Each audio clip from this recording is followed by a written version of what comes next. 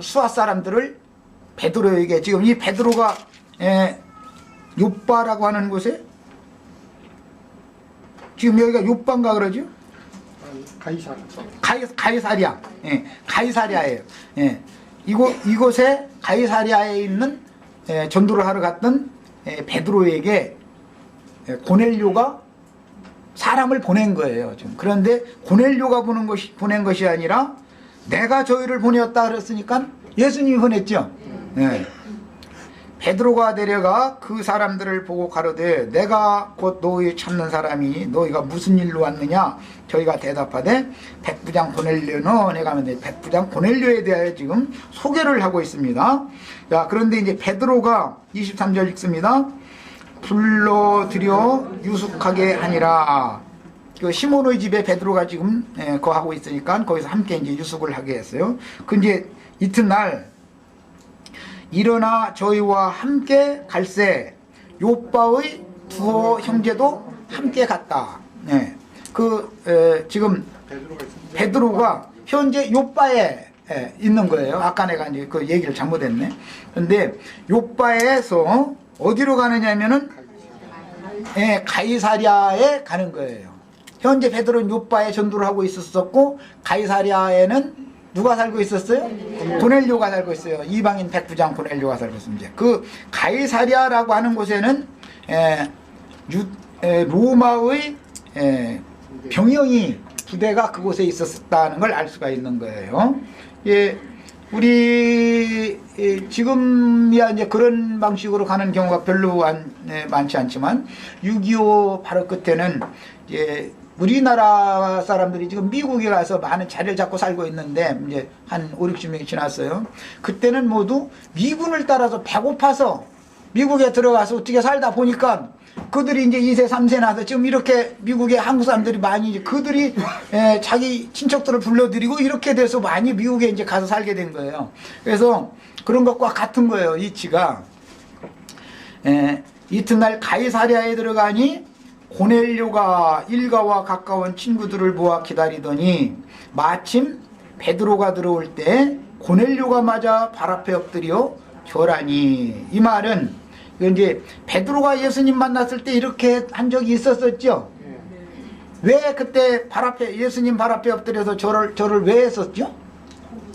왜 고기를 밤새도록 고기를 잡았는데 한 마리도 못 잡았는데 예수님 허라는 대로 했더니 많이 잡혔기 때문에 이분이 한번 말씀하면 말씀대로 되는 분이구나 라는 걸 그때 확신을 딱 가졌기 때문에 주여 나는 죄인으로소이다 내게서 떠나소서라는 자기가 죄인이라는 것을 깨닫고 엎드려 절을 하게 된 계기가 됐죠. 자, 그런데 고넬료가 베드로 앞에 오늘 이렇게 한 거예요. 베드로는 예수 그리스도의 보냄받은 사자라는 걸 알 수 있는 거예요. 베드로가 일으켜 가라되 일어나라 나도 사람이라 하고. 여기는 중요합니다. 이제 예수님은 베드로에게 이 말을 안 했죠. 그러니까 경배를 받을 분은 예수님 한 분밖에 없고 사람은 절대 사람에게 경배받으면 안 되는 거죠. 그런데 나는 이제 몇 년 전에 우리 지체들은 그런 사람 만나본 적이 없는지 모르지만 가서 아주 그냥 납작 엎드려서 절하면 하고 이제 절 받는 사람들 봤는데 참 이상한 사람들이 꽤 많아요. 그러니까는 그 신앙생활을 할 때는 그런 걸 잘 구분을 잘 할 줄 알아야 돼요. 그가 그럴싸한 말을 다 해도 자기가 영광을 받고 성도들에게서 자기 이름을 날리고 이런 사상을 가지고 있고 자기를 따르게 하고 자기를 바라보게 하고 이런 사상이 있으면 그 사람이 별소리를 다 해도 그 사람에게서는 나와야 되는 거예요. 네. 자, 보고 이르되 유대인으로서 이방인을 교제하는 것과 가까이 하는 것이 율법인 줄은 너희도 알거니와. 이게 유대인들의 전통적인 사상이죠. 유대인은 이방인과 교제를 하면 안 된단 말이에요. 베드로도 얘기를 하는 거예요. 이방인 백부장 고넬료와 그 가정에 모여있는 사람들을 향해서 나는 유대인인데 이방인인 너희를 교제하고 가까이 하는 것이 율법이다. 구약시대에 이 말씀을 제일 쉽게 알 수 있도록 표현이 된 것은 창세기, 거기는 잠깐 찾아보고 오겠습니다. 요셉의 형제들을 위하여 오찬을 배설을 해가지고 한상에서 먹고 마실 때 그의 창세기 43장 16절 우선 읽겠습니다. 형제들과 한 상에서 먹고 마시는 이야기 43장 16절 요셉이 베냐민이 그들과 함께 있음을 보고 베냐민은 요셉의 동복 형제죠. 나머지는 이제 이복 형제예요. 보고 그 청지기에게 이르되 이 사람들을 집으로 인도해드리고 짐승을 잡고 준비하라. 짐승 잡아먹는 얘기죠. 이 사람들이 오정에 나와 함께 먹을 것이니라. 오찬 준비가 된 것이죠. 예수님이 그래서 혼인잔치 얘기할 때 오찬을 준비해가지고 사람들 초청하게 보낸 얘기 나왔죠. 오찬. 맨 만찬 지표만 오시지 말고 조찬도 드셔야 되겠고 오찬도 드셔야 되겠고 만찬도 드셔야 하루 세 끼 다 먹어야 되잖아. 사람이 굶을 필요는 없어요. 이제 뭐 그런 얘기는 저거지만은 저기부터 하겠습니다. 31절 더 나갑니다. 얼굴을 씻고 나와서 그 정을 억제하고 음식을 차리라 하매, 그게 오찬을 이제 차려라 하고 명령을 한 거예요. 하매 그들이 요셉에게 따로 하고 그 형제들에게 따로 하고 배식하는 애굽 사람에게도 따로 하니. 줄쳐넣습니다. 애굽 사람은 히브리 사람과 같이 먹으면 부정을 입음이었더라. 이 말씀 때문에 유대인들은, 히브리인들은 이방인과 한 상에서 음식을 그래서 안 먹었던 거예요. 자, 유대인들은 전통적인 관념이 뭐냐? 유대인들은 히브리인들이라는 말은 강을 건넌 자다라는 뜻이에요. 그래서 아직 강 저편에 있는 자들과 한 상에서 음식을 먹으면 안 되는 것이 율법에 정해져 있었다 이거예요. 이 말씀의 근거에서 그 율법이 나온 거예요. 이방인을 멀리하고 이렇게 하는 것이. 그런데 예수님이 오셔서는 이 모든 규례와 관념, 음식 먹을 때 이방인이라고 가리고 뭐 사마리아 여자라고 가리고 수로보니의 여자라고 가리고 이런 것을 싹 폐기해버렸다 이거예요. 그러니까는 아니 그들의 아주 조상 대대로 내려오는 전통을 폐기해버리니까 예수님 이상한 짓을 하는 걸로 볼 수밖에 없었겠죠. 네. 근거가 여기에서 온 겁니다. 그래서 히브리 사람과 유대인들은 한 상에 앉아서 음식을 먹지 않던 그들의 규례가 있었어요. 이것은 히브리인들은 선민이라고 하는 선민 사상이 철두철미했던 거예요. 우리는 아브라함의 자손이고 아브라함의 자손은 반드시 하나님의 부름을 받고 빼내심을 받은 자들이기 때문에 본토 친척 아비집을 떠나야 되는 것이며 하나님이 가라고 하는 그 땅으로 가서 거기에서 기업을 상속받도록 정해진 사람들이기 때문에 우리는 세속 사람들과 같이 어울려서는 안 된다라는 관념이 있었던 거예요. 이것은 유대인들은 혈통적으로 이것을 적용을 했지만 예수님은 혈통적으로는 너나 유대인이나 이방인이나 다 똑같은 죄인이다. 아담 안에서 다 같은 죄인이다. 그러나 너희가 복음을 믿고 내 안으로 오면 누구도 그 누구라도 복음을 믿고 구원을 얻을 수 있는 거다 라는 것을 예수님이 말씀하시러 오신 거예요. 왜? 하나님은 유대인의 하나님만 되는 게 아니라 이방의 하나님도 되시기 때문에 그것을 유대인의 그 관념을 깨러 오신 거예요. 예수님은. 자, 다시 이제 사도행전 10장으로 또 갑니다. 자, 그래서 28절에 요한복음 4장에도 이 말이 나왔었죠. 유대인, 사마리아 여자에게 물 좀 달라고 그러니까 당신 유대인인데 어떻게 나한테 말을 거시느냐고. 더구나 이방 여자가 주는 물을 유대인이 마신다는 이건 있을 수 없는 일인 거예요. 먹어도 안 되지만 마셔도 안 되는 일인 거니까.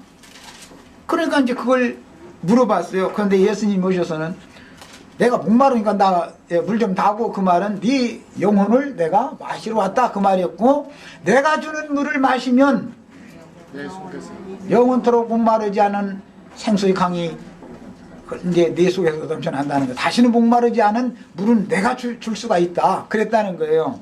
그러니까 이제 여자는 예수님의 목마름을 해결해 줘야 되고 예수님은 그 여자의 목마름을 해결을 해줘야 되는 거예요. 그 여자가 여러 남편이 있었었는데 목마름 해결이 안 되더라는 거예요. 남자 시원찮았던가 보지. 그러니까 목마름 해결이 안 됐겠죠. 다 비유죠. 이것은 유대교 지도자들의 별 얘기를 다 하고 이 사람은 이 말하고 저 사람은 저 말하고 이 회당 저 회당 어디를 막 찾아다니고 막 유명하다는 랍비를 다 찾아다니는데 자기 속에 뭔가 궁금증이 해결이 영 안 되더라는 거예요. 이제 남편 만났는데 찔끔찔끔하고 내려가고 찔끔찔끔하고 내려가고 이러면 참 사람 답답하죠. 그때 보약 먹여야 돼. 이런 것이 상징이에요. 그러니까. 그래서 신약에 주님께서 보내신 사도들은 성경 말씀에 대한 진리의 지식이 너무너무 명확하고 분명했기 때문에 구약의 모든 비유와 예표와 모형으로 되어 있는 것들을 완벽하게 풀어서 성령의 지시를 따라서 가르칠 수가 있었다 이거예요. 이게 주수꾼들이 하는 일인 거예요.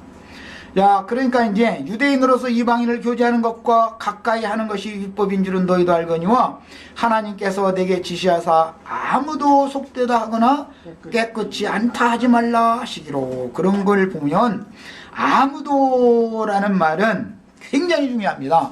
유대인들의 율법 관념이 깨지는 이야기죠. 유대인들의 관념에는 유대인들만 정해요.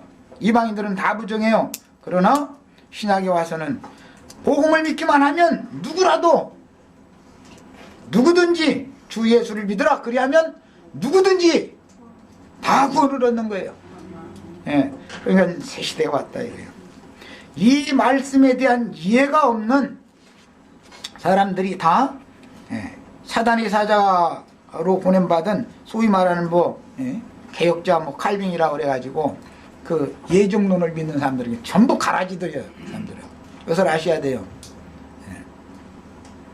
예수님은 누구만 구원받고 누구만 구원하시려고 선택하거나 예정해 놓은 적이 없어요. 이방인이든 유대인이든 수구디아인이든 헬라인이든 구분이 없어요. 주 예수 그리스도를 믿기만 하면 누구도 다 구원을 얻어요. 그러니까 하나님의 뜻은 모든 사람이 구원을 얻는 것이 하나님의 뜻인 거예요. 누구만 택함 받고 누구만 예정되고 이런 되지도 않는 소리를 하는 것은 뭐예요 지금? 율법 사상에서 벗어나지 못했다는 뜻이고 율법 사상에서 벗어나지 못한 하나님의 복음을 간교하고 교활한 방법으로 회방하고 그것을 뒤집어 놓는 그런 사단의 사자가 보냄을 받아서 지금 기독교계에 계속 역사하고 있는 것을 깨달으셔야 되겠어요. 그래서 우리는 지금 그런 유대인의 율법 관념을 완전히 오늘 이 시간에 벗는 시간이 되시기를 바라요. 그래서 누구도 깨끗지 않다 하지 말라 하시기로 부름을 사양치 않고 왔노라. 분노니 무슨 일로 나를 불렀느냐? 보내려고 가로되 나흘 전 이맘때 내 집에서 제 9시 기도를 하는데 호련히 한 사람이 빛난 옷을 입고, 여기 이제 나흘이라는 얘기는 넉 달과도 관계가 되고, 그 11장, 요한복음 11장에 누가 무덤에서 살아나온, 나흘 만에 나왔죠? 관계가 되는 거예요. 이맘때까지. 오늘 우리 형제 자매님들 다 무덤에 있지 말고 빛 가운데로 다 나오셔야 되겠어요? 나흘 넉 달, 4년, 40년, 4천년, 이런 시험의 때, 어둠의 때가 완전히 오늘 다 완전히 그냥 어둠과 사망의 때는 벗어나는 거예요. 내 집에서 제 9시 기도를 하는데 호련히 한 사람이 빛난 옷을 입고 내 앞에 서서 말하되 고넬료야, 하나님이 네 기도를 들으시고 네 구제를 기억하셨으니, 그때 당시 고넬료는 이제 불쌍하니까 이방인들이 유대인들이 가난하게 사는 사람들 이제 이렇게 군사들을 위해 먹으라고 이제 로마 정부에서 지원한 분량 이런 걸 좀씩 떨어서 이제 구제도 하고 그랬겠죠. 이것은 사실은 비유입니다. 사실은 표상이니까 우리 형제 자매들 나가서 불쌍한 영혼들에게, 배고프고 목마른 영혼들에게 한 말씀이라도 부스럭이라도 이렇게 나눠주는 사람이 실제로 구제하는 사람들이에요. 이게 참된 구제인 거예요. 영혼 구제가 제일 중요한 거예요. 그래서 사람을 요바에 보내어 베드로라 하는 시몬을 청하라. 저가 바닷가 피장 시몬의 집에 우거하느니라 하시기로, 내가 곧 당신에게 사람을 보내었더니, 시몬이 무슨 뜻인지 아직도 안 찾으셨어요? 그러니까 진짜 물어볼 때 얼른 대답했으면 얼마나 쉬워. 그런 의미가 있다 이거예요. 지금 베드로도 시몬이죠. 그런데 시몬의 집에 묵고 있다가 거기에서 부름받아 가지고 지금 이방 땅으로 간 거예요. 다 이유가 있는 거예요. 바울이 왜 베냐민 지파로 와야 되겠어요? 우리는 지금 예수님의 친동생들이지요. 기독교계의 어떤 거듭나고, 사실은 거듭났을지라도 할아버지를 믿고 있지만 씨는 같지만 배가 다를 수가 있지요.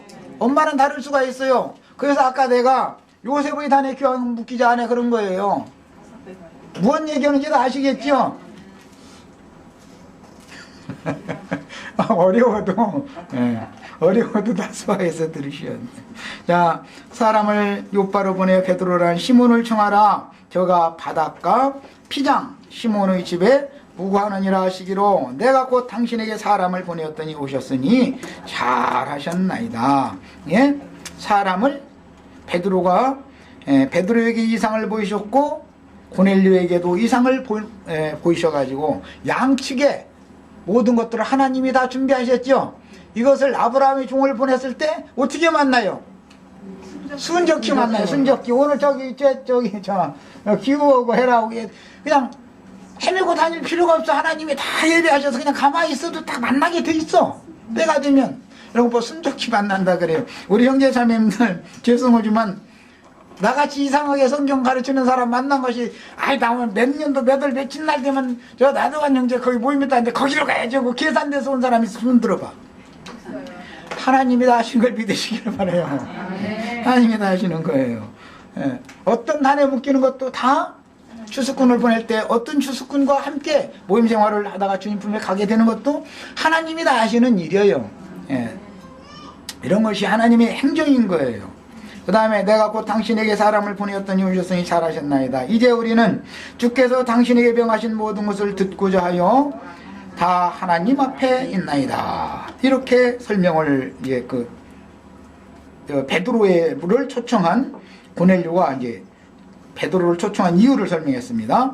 자, 중요한 말씀입니다. 이제 줄 다 쳐놓습니다. 34절. 베드로가 입을 열어 가로되, 이제 베드로에게 빛이 왔죠. 입을 열어 가로되 내가 참으로 하나님은 사람의 외모를 취하지 아니하시고 각 나라 중 하나님을 경외하며 의를 행하는 사람은 하나님이 받으시는 줄을 깨달았도다. 이제 참빛을 받았어요. 이제서 이방인들에게 복음을 전하는 것을 금했던 것이 내가 우직하고 미련해서 몰라도 그랬구나. 주께서는 이미 다 모든 부정한 짐승도 깨끗게 해놓으셨기 때문에 사람의 뜻대로 부정한 것들을 내 입에 넣지 않는다. 이런 사상을 버려야 된다는 걸 이제 알았다 이거예요. 깨달았단 말이 이제 뭐냐, 사람을 이방인이라고 어떻고, 저 사람이 학식이 많으니까 어떻고, 저 사람은 공부를 못했으니까 어떻고, 저 사람 얼굴이 이쁘니까 어떻고, 저 사람은 늙었으니까 안 되고, 이런 것이 없다 이거예요. 하나님은 누구든지 주 예수를 믿기만 하면 다 구원을 얻는 거예요. 많이 배운 사람, 가진 것이 많은 사람, 세상 교회에서는 그런 사람들만 대우를 받아요. 그러나 예수 그리스도 안에서는 그런 외모로 사람을 취하는 일이 절대 없어요. 누구라도, 심지어 세리와 창기라도 고아와 과부라도 다 상관없어요. 복음을 듣고 마음에 믿기만 하면 다 주 예수 그리스도의 자녀가 되는 거예요. 이게 신약시대입니다. 그러니까는 선민사상이라고 하는 예정론이라 뭐 이런 썩어 빠진 사상을 오늘 싹 버리시기를 바래요. 이걸 오늘 완전히 씻는 날이에요. 우리 형제 자매님들도 베드로가 깨달은 것처럼 바울 사도같이 확실하고 분명하게 이것을 명확하게 깨달으셔야 돼요. 주님께서 천국의 씨를 심으셨을 때 뒤따라서 악한 자가 보낸 악한 자의 아들들이 와서 가라지 씨를 덧뿌리는 일이 무언지를 아셔야 돼요. 예정론이라는 것이 가라지 씨를 덧뿌리는 것인 것을 믿으셔야 돼요. 이 얼마나 무서운 일인지를 아셔야 되겠어요. 그러니까 그것에서 나오셔야 되는 거예요. 이제는 주님의 신약 경륜을 우리는 따라가는 거예요. 네. 우리는 율법의 저주에서 완전히 벗어나셔야 되는 거예요.